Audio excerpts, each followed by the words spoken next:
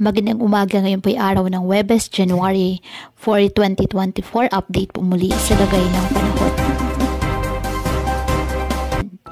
Dalawang weather system pa rin ang nakakaapekto sa ating bansa ayon sa Pag-asa. Una dito ang northeast monsoon o amihan kung saan nakakaapekto sa Luzon, habang easterlies nakakaapekto sa nalalabing bahagi ng ating bansa.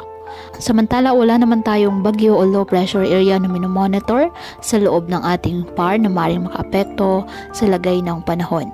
Ngayong araw, dahil po sa nasabing amihan ang Cagayan Valley, Apaya, Aurora at Quezon, asahan na maulap na kalangitan na may mga pag-ulan.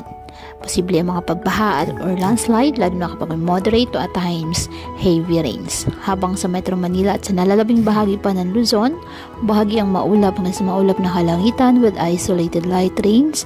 Dahil pa rin po sa northeast monsoon at ang nalalabing bahagi ng bansa, bahagyang maulap hanggang sa maulap na halangitan with isolated rain showers or thunderstorms dahil po sa easterlies at localized thunderstorms.